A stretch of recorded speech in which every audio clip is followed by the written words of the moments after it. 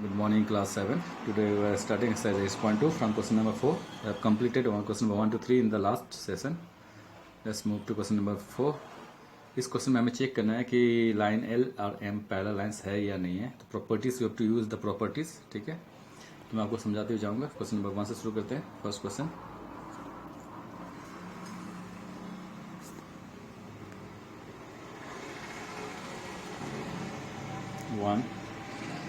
Question number 4 का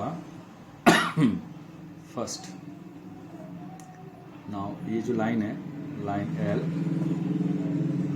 and line M,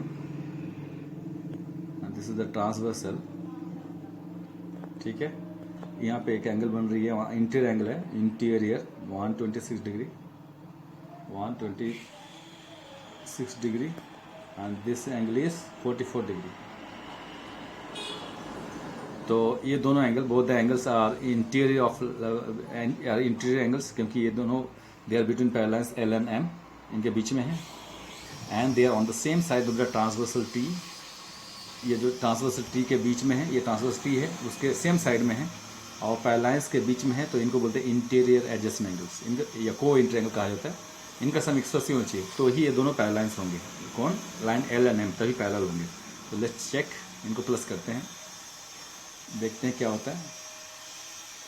126 degree plus 44 degree is equal to, this is equal to 170 degree है. यह इनका सम 170 हुआ, 180 नहीं हुआ. दिस मीन्स ये दोनों कोइंटेंट का सम 180 नहीं है. इसका मतलब ये पैरेलल नहीं है. Line L is not parallel to, इसको काट देंगे, पैरेलल लाइंस के सिंबल को काट के लिख देंगे line L is not parallel to M. ये आंसर हो जाएगा, बिकॉज क्योंकि इनका सम 180 नहीं हुआ. Sum of cointerior angle is 180 degree. तो ये कोइंट एंगल जो है 126 और 44, इनका सम 180 नहीं है, इसलिए इनका सम ये दोनों पैरेलल लाइंस नहीं हो सकते. अब सेकंड में चलेंगे.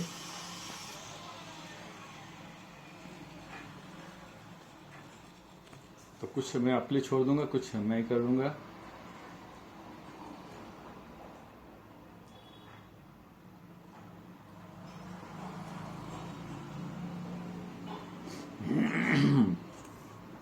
सेकेंड में लिखते हैं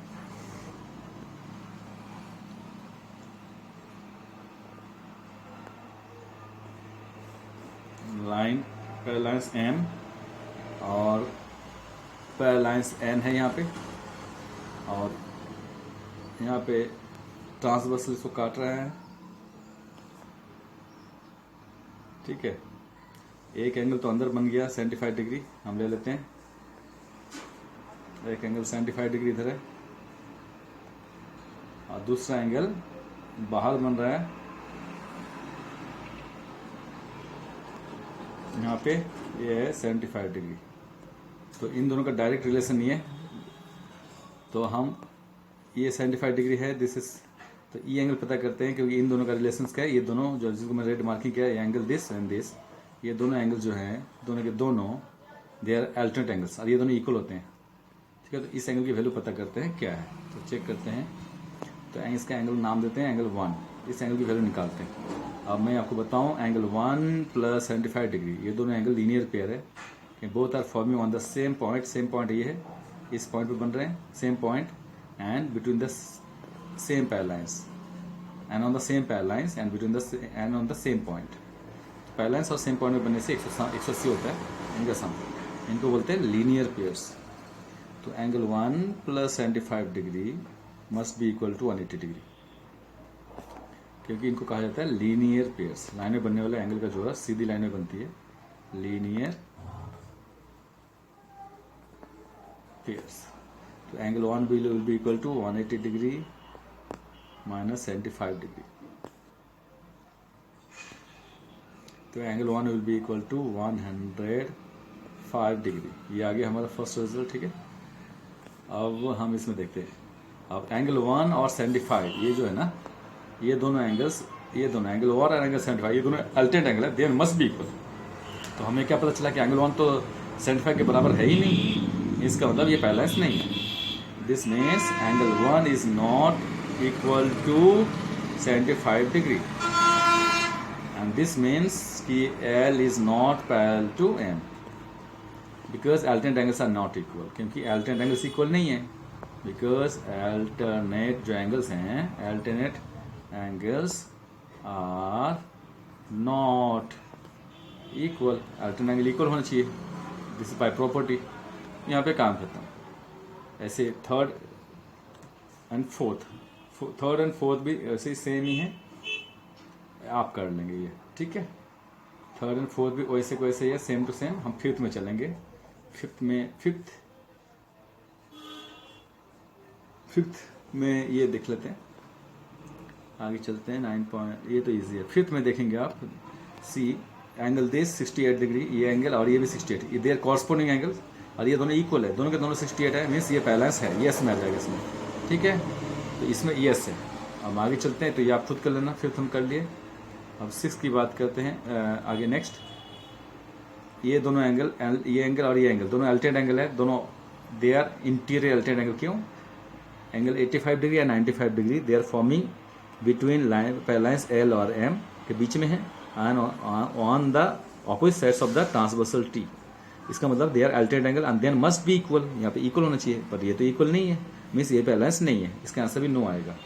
इसमें आंसर यस है फिफ्थ में, इसका आंसर नो आएगा क्योंकि अल्टरनेट एंगल इक्वल नहीं है, ठीक है। एंड इसमें आते हैं नेक्स्ट। ये हमने अभी इसको हम बता देते हैं आपको नीचे, ठीक है।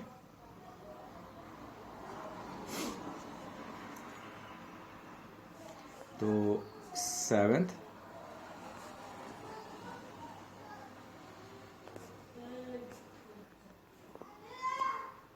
क्या ये पैरेलल्स हैं? दिस इज 120 डिग्री, ये 60 डिग्री। तो ये पता करते हैं ये एंगल कितना है, एंगल 1 नाम देते हैं इसका, ये एंगल 1 पता करते हैं, ठीक है। या तो छोड़ो, ये यूं करो कि ये एंगल 1 नाम देते हैं, तो ये एंगल 1 पता करते हैं कितना डिग्री है, ठीक है। अगर ये 120 है तो ये भी 120, दोनों कॉरस्पॉन्डिंग एंगल इक्वल हो जाएंगे, तो ये बैलेंस हो जाएगा। तो एंगल 1 की वैल्यू पता करते हैं। आपको मैं बता दूं, एंगल 1 + 60, ये दोनों एंगल 180 डिग्री का है, क्योंकि ये लीनियर पेयर है, एक same point and they are forming on the same point and on the same parallel line, इसलिए इनका सम 180 होगा। तो निकालते हैं एंगल 1 + 60 कितना होता है। This is equal to 180 degree by linear pair. इनको लीनियर पेयर कहा जाता है, लीनियर पेयर्स। तो angle 1 will be equal to 180 degree minus 60 degree. तो 180 में से 60 minus, we have to subtract, तो इट विल बिकम 120 डिग्री। तो यहाँ पे 120 आ गया एंगल 1 की वैल्यू। अब एंगल 1 तो है, जो है एंगल 1, ये भी 120 डिग्री के बराबर है, और ये भी 120। ये दोनों एंगल जो है, एंगल 1 और 120, they are forming on the same side of the transversal T. ये ट्रांसवर्सल टी मान लेते हैं, and parallels L and M के बीच में है। नहीं, पैरेलल्स एल और एम के सेम साइड में बन रहे हैं, यानी अपर साइड में बन रहे हैं, और ट्रांसवर्सल टी के भी सेम साइड में थे। इनका कॉरस्पॉन्डिंग पोजीशन सेम है, इनको कहा जाता है कॉरस्पॉन्डिंग एंगल्स। तो ये दोनों एंगल इक्वल है, तो इसलिए पैरेलल्स है ये, ठीक है। एल और एम पैरेलल्स कहा जाएगा, क्योंकि एंगल 1 और 120 दोनों सेम साइड है पैरेलल्स के, और सेम साइड ट्रांसवर्सल के भी, इसलिए कॉरस्पॉन्डिंग एंगल इक्वल है। नाउ दिस मीन्स, इसको हम लिखेंगे ऐसे, this means angle 1 is equal to angle 120 degree. Corresponding angle equal हो गया, दिस मीन्स पैरेलल्स है, L is parallel to M, yes, because यहाँ लिख देंगे corresponding angles are equal. Corresponding जो एंगल्स हैं वो इक्वल है, एंगल्स आर इक्वल। इस तरह से काम खत्म। अब बाकी को क्वेश्चन आप ट्राई करेंगे, हमने करवाई दी ऑलमोस्ट, ठीक है। आपको नेक्स्ट एकदम एक्सरसाइज खत्म हो गया, ये एक्सरसाइज खत्म करते हैं, ये एक्सरसाइज खत्म हो गया, न्यू चैप्टर, इस चैप्टर में चलते हैं। बाकी जो भी छोड़ते हो आपका होमवर्क रहेगा। चैप्टर 9.1 करेंगे, इसमें मैं एक एक्स्ट्रा एंगल थ्योरम आपको समझा देता हूँ, फिर हम इसको करेंगे, ठीक है। Extra angle theorem 9.1। Extra angle theorem क्या बोलता है कि extra angle formed in a triangle, extra angle formed when we produce any side, extra angle is formed on, and the extra angle is equal to the sum of the interior opposite angles।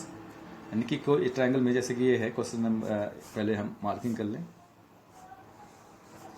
Exercise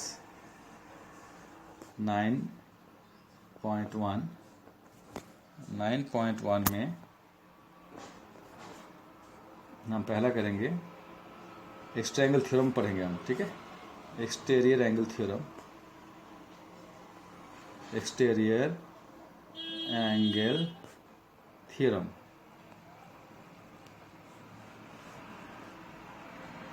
अब इसमें क्या है, एक triangle ले लेते हैं, triangle ए,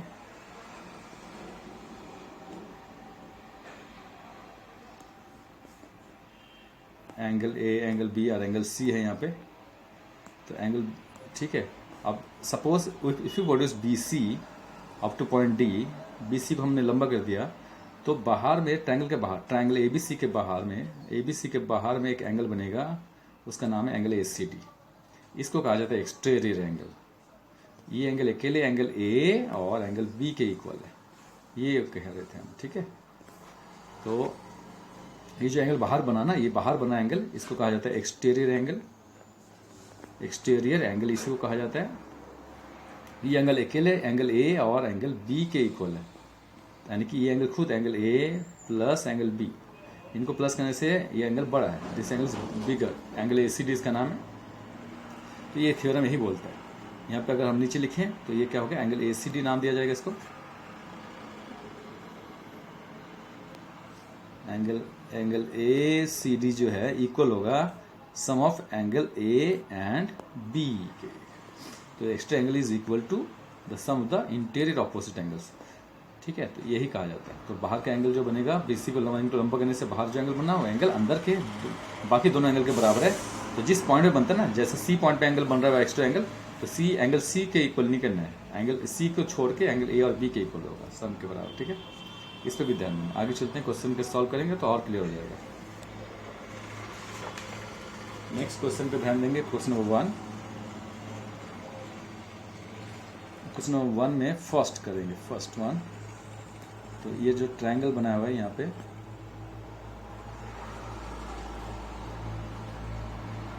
बाहर angle बना angle x, this is exterior angle. अंदर में जो बन रहा है 58 डिग्री, और ये एंगल है नीचे 72 डिग्री। तो एंगल, बाहर वाला एंगल जो है अंदर के दोनों के इक्वल है, तो इनको सीधा आंसर आ जाएगा in this triangle. By according to question हम क्या बोलेंगे, एंगल एक्स जो होगा it will be equal to 58 degree plus 72 degree.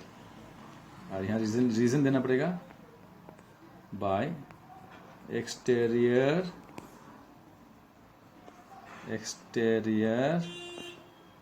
Angle theorem, ये रीजन दे देंगे, ठीक है। अब इसको थोड़ा सॉल्व करते हैं। 58 और 72 को प्लस करेंगे तो कितना होगा, 72 प्लस 80 और 50 130 डिग्री होगा, 130 डिग्री आंसर, ठीक है। ये लिख के छोड़ देंगे। नेक्स्ट क्वेश्चन में चलेंगे। नेक्स्ट, अभी सारे के सारे सेम है। क्वेश्चन नंबर 1 कंप्लीट हो गया। क्वेश्चन नंबर 2 में चलेंगे। तो क्वेश्चन नंबर 1 आप कर लेंगे, ऐसे कैसे करना है, ठीक है। क्वेश्चन 1 में ये खाली एंगल एक्स इन दोनों के बराबर, उसी तरह ये भी एंगल एक्स इन दोनों के सम के बराबर है, इधर भी एंगल एक्स इन दोनों के सम के बराबर है। तो ये तो इजी है, आप कर लेंगे सीधा, खाली प्लस ही करना है, ओके। तो बाहर में जो एंगल बनेगा अंदर के बाकी दोनों के बराबर होगा। बस ये शर्त है कि जिस पॉइंट पे एंगल बनता है ना, अगर इस पॉइंट पे एंगल बन रहा है तो हम उस पॉइंट पे बनने वाले एंगल को नहीं लेंगे, दूसरे पॉइंट पे लेंगे, जैसे ये दोनों है, ठीक है। इस पॉइंट पे जो एंगल बन रहा है वो उसकी ज्योति नहीं है। तो एंगल क्वेश्चन नंबर 2 भी वही है, सेम है। और क्वेश्चन नंबर 2 और करते हैं तो और भी समझ में आएगा। क्वेश्चन नंबर 2 का डायग्राम बना हुआ है, 60 डिग्री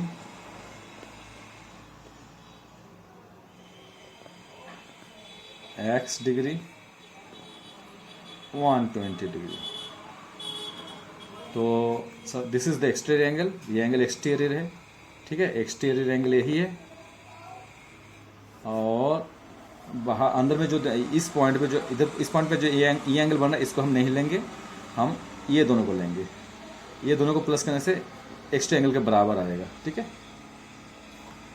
तो हम वही लिखेंगे, एक्स्ट्रा एंगल थ्योरम ही अप्लाई करेंगे। According to question x plus 60 degree जो है that is be equal to 120 degree. यहाँ बाई, यहाँ रीजन दे देंगे exterior angles theorem. Exterior angle theorem हम ये हो गया। उसके बाद हम इसको सॉल्व करेंगे। एक्सटीरियर एंगल थ्योरम से हुआ तो now shifting 60 to the right side it will get subtracted from 120। 120 में से 60 माइनस होगा, प्लस 60 का उधर जाएगा तो साइन चेंज होगा, माइनस 60 हो जाएगा। 120 में से 60 माइनस कर देंगे तो X will be equal to 60 degree again. Answer आ गया। इस तरह से बाकी सारे क्वेश्चन होने एक कर दिया तो बाकी आपको समझ में आ जाएगा। सब कुछ सब सेम है, ठीक है, ऑल आर सेम, ऐसा कुछ भी नहीं है। अब ये सारे सेम है। अब इसे आप ट्राई करेंगे, इसे भी आप ट्राई करेंगे, एकदम ईजी है। हाँ, ये तो इसे आप ट्राई करेंगे। थर्ड हम कर देते हैं, थर्ड हम बता देते हैं आपको। थर्ड में ये 90 डिग्री है, दिस इज 90 डिग्री सिंबल दिया हुआ है, तो 90 प्लस एक्स इक्वल टू 135 ऐसे लिखना है, ठीक है। तो थर्ड हम आपको दिखाई देते हैं, आपको कोई बात नहीं। ऐसे थर्ड तो इजी है बेटा, इसको आप कर लेना, ठीक है। थर्ड से अच्छा तो मैं कुछ और कर लूँ आपके लिए, ठीक है। थर्ड आप ट्राई करेंगे, बहुत ईजी है। This is 90 plus X, 90 degree ये है, 90 plus X will be equal to 135 लिख के सॉल्व कर देंगे आप, ठीक है। इसे आप होमवर्क में ट्राई करेंगे। मैं आगे चलता हूँ, नेक्स्ट क्वेश्चन नंबर 3 में चलेंगे। सेम प्रॉपर्टी यूज़ करेंगे। दिस इज एक्सटीरियर एंगल, ये एक्सटीरियर एंगल है, ये एंगल अकेले इन दोनों के सम के बराबर है, ठीक है। इस तरह से सॉल्व करना है। तो फर्स्ट आप होमवर्क में कर लेना, मैं सेकंड करता हूँ। मैं सेकंड आपको कर देता हूँ, थोड़ा सा सेकंड में भी बहुत सारे वेरिएबल यूज़ किए गए हर जगह में, तो हम इसको ये करते हैं। सेकंड में मैं बताऊँ, ये बाहर में एंगल बन रहा है, ये दिस इज एक्सटीरियर एंगल, और अंदर में ये दोनों एंगल के बराबर है, ये बाहर वाला एंगल। इन दोनों को प्लस करने से 11x प्लस 5 के बराबर होगा, पहुँचे। तो शुरू करते हैं, इसको बनाते हैं। क्वेश्चन नंबर 3 का सेकेंड पार्ट हम कर लेते हैं।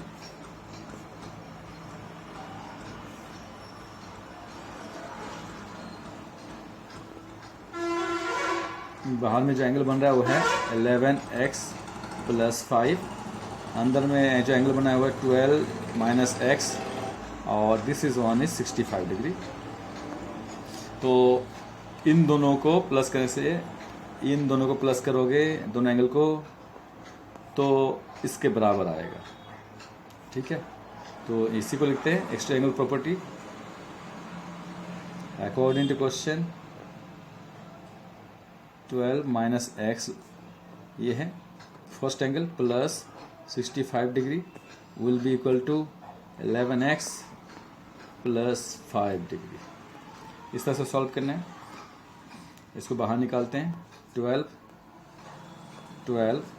Minus x, 12 degree minus x degree plus 65 degree will be equal to 11x plus 5 degree. तो ये जो है माइनस एक्स, हम इसको इस साइड में भेज देंगे, यहाँ जाके प्लस एक्स हो जाएगा, और ये प्लस 5 को हम यहाँ लेके आते हैं, यहाँ आ जाएगा माइनस 5 हो जाएगा, ठीक है। साइन चेंज होगा, तो हम यही करते हैं। तो लेकिन करने से पहले इसको प्लस कर देना। 12 प्लस 65 कितना होता है, उसको प्लस करके लिखते हैं। 65 प्लस 12 77 होगा, 77 डिग्री। ये दोनों को प्लस कर दिया, minus x will be equal to 11x plus 5। Next आप शिफ्ट करते हैं, 77 डिग्री प्लस 5 इधर आएगा तो माइनस 5 हो जाएगा, इक्वल टू 11x, और माइनस एक्स उधर जाएगा तो प्लस एक्स हो जाएगा। तो माइनस एक्स राइट साइड में गया, प्लस 5 लेफ्ट साइड में आया।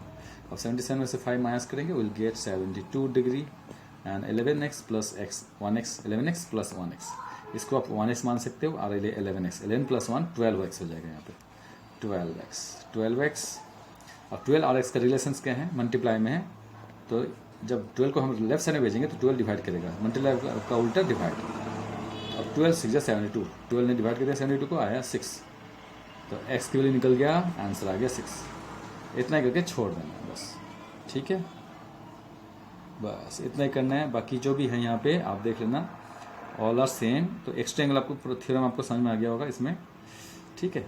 ये इधर भी क्वेश्चन वही है, ये एक्स्ट्रा एंगल है, तो ये अकेले 4x माइनस 80 डिग्री जो है अकेले किसके इक्वल है, 60 डिग्री। ये जो 60 डिग्री अंदर है और ये भी 60 डिग्री है, इन दोनों के सम के इक्वल है बाय एक्स्ट्रा एंगल थ्योरम। तो इस तरह से आप ट्राई करना, इसको सॉल्व करना। ओके, इसको भी आप ट्राई करना। सेम टू सेम क्वेश्चन हो गया ये दोनों। तो मैंने ये थोड़ा सा हार्ड था तो मैंने कर दिया, बीच वाला आप कर लेना बाकी। ठीक है, आज के लिए इतना ही करते हैं। ओके।